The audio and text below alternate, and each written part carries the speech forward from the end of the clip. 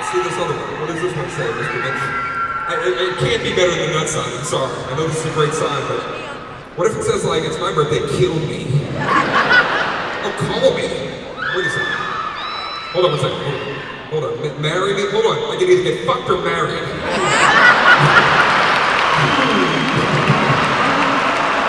Fuck a hot chick, marry some shadowy nobody in the crowd that I haven't seen yet. Let's vote on U Street.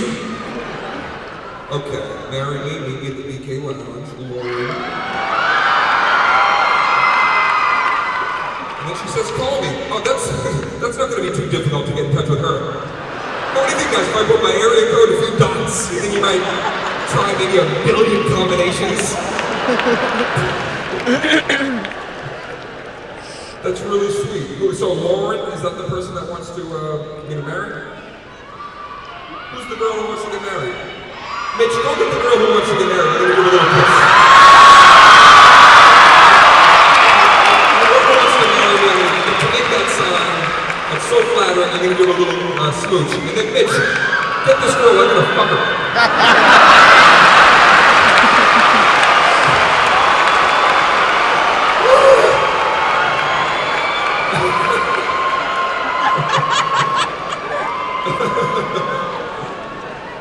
What a great, oh, hi.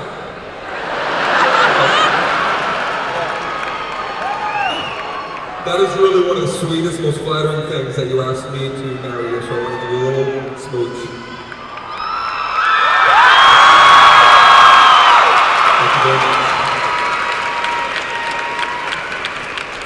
And no. I've thought about it, I want to see other crowds. How sweet was that? Very sweet. Thank you very much. Nah, Mitch, I'm good, thanks. Because you want her?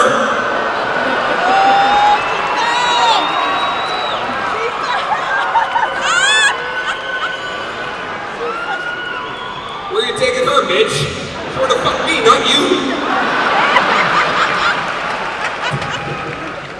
Where are you taking this girl? You little scoundrel. I'll give you a little switch too because you're so sweet. No, you're not getting kicked out. Right? Come here, here. Thank you.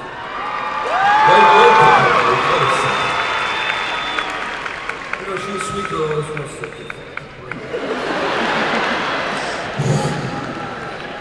Every girl in here is like, I should have made a fucking sign. That was the dumbest idea I've ever had in my life. Okay, so a couple things that I want to share with you guys before we get out of here and go to our tailgate parties and such. I want to thank you guys. You were really cool. Let me talk a little about my mom earlier tonight. I thought that was really, that made me feel great. Thank you for letting me talk about Prodigy. I miss her. Let's start this. Can we go on a bit of an emotional journey together? Can we hold hands and go on a little journey, you and I together, please? Let's do this. Okay, so basically, here's where the story starts. But here's what you don't know. Okay, there's some good news, bad news situations here that we'll have to work through together. When my mom was sick with cancer, people don't know this, that at that time, my dad, actually, he also had cancer. I lost both of my folks within 9 months of each other to cancer.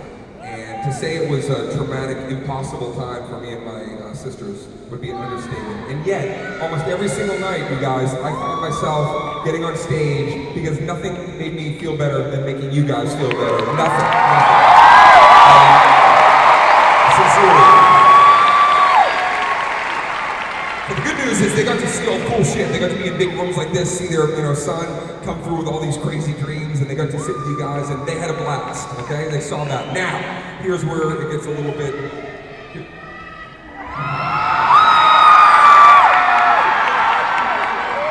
I think I'm getting laid in Florida.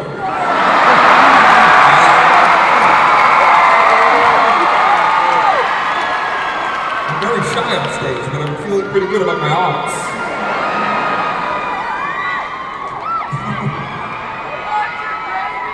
Needless to say, so again with my folks, it was difficult, and yet I was so happy to perform and do what they raised me to do. So they got to see the good stuff. They didn't get to see kind of the weird shit that goes along. Once you become kind of more, famous or have celebrity, that's when a lot of backlash happens. That's when negative people, haters, they come out of the woodwork and they try to, take away what you've done. And I didn't even really know about that, you guys, because I was so close with you guys, my fans, I never really left the bubble to see what other people even thought or cared about until one night.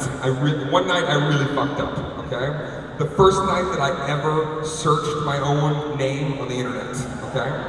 Which, no, I hadn't done till a few years ago. An ego search. I never did an ego search because I just didn't really, it's not like me to do that. And I called a friend of mine, I go, hey man, kind of a historic day, I'm going to search my own name on the internet. And he got really quiet, right? I go, I'm gonna search my name. He gets really quiet and he goes, do you want me to stay on the phone with you? And I was like, is that necessary? He was like, yeah, I should come over. I put my name in the search engine, and when I went to hit search, even Google was like, don't do this. You're a good guy, DC, don't do this to yourself.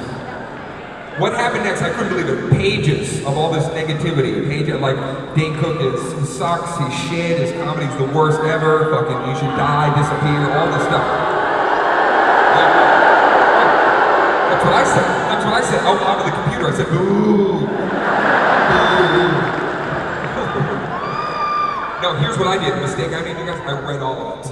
I sat there and I just couldn't stop. I read for probably 2.5, 3 hours. And after that 3-hour period, even I was like, this Dane Cook is a douchebag. I no longer support me. I read all this stuff, and so now I'm all polluted, my head's fucked up. Now it gets even a little worse, so hold on to your assholes, because this is gonna get interesting. 2 days later, open up my email. Most of the emails really wonderful from you guys. Dane, I know you go through a lot. Keep on doing your thing. You're making through all that. Until finally one email just changed everything. It was the very first email in the inbox, and I should have known by the name immediately that it was going to be trouble. The name that popped up in the inbox, anonymous@yahoo.com. That's the name that popped up. Yeah, that's the name that I saw. And when I saw the name, my knee-jerk reaction, I was like, great fucking name. This is the Anonymous, not Anonymous 2258 kitty kitty lick lick. No. I was almost starstruck. This is the Anonymous. I look at the subject line, 3 words. Please read this. My reaction, indeed. Click. I open it up. I brought the letter with me, Fort Lauderdale. If you'll allow me, I'd like to read this. Get it home, man. Here it is. A letter from anonymous@yahoo.com. Please read this. Dane, both of your parents got cancer and died to get away from your shitty comedy.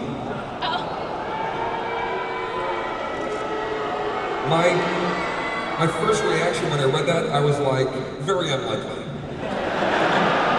That's gonna be some bullshit. And I couldn't believe you guys. It was like somebody just kicked me in the chest, right? I walked away from the computer, and this was on my mind for a couple of years, just heavy in my heart. I would think about that. How could somebody write something so evil and just hateful? And from time to time, it would bum me out. It would really, honestly, take the wind out of my sails. But other times, you guys, I would think of it, and it would motivate me to give the best shows of my life. It made me, It made me want to be better for you guys. Come up with new shit for me. Sharing it out here live, on the road, doing it. So, check this shit out, okay? Weird the way the world works. Almost 2 years to the day, guess who decides to write me a little follow-up email? I got the letter right here. Almost 2 years to the day, I open up my inbox, you guys. First one, anonymous@yahoo.com. And I stared at it for a second. And to myself, first thing I thought was, great fucking name. And then I remembered everything I went through from that letter. And I probably stared at it for a good 40 minutes thinking, hey, just delete it, walk away. Don't do this, don't deal with it again. And I was going to do that until I looked at the subject line. And it said, same 3 words, please read this. My reaction, indeed. What have we learned here is that I'm a sucker for a polite subject line. I open up, this is the actual email, you guys, from Anonymous, 2 years to the day. Check this out. Dane, I was drinking out of work and depressed when I wrote you that letter a couple of years ago. I am myself dealing with my father dying of a brain tumor. I respect and understand you now, Anonymous.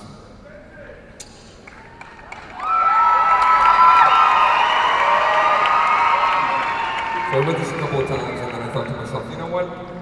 I think it's time to write back. Here's my reply to Anonymous. Subject line, please read this. Anonymous, your father got a brain tumor because he was tired of thinking about his drunk, jobless, spineless fuckface of a son.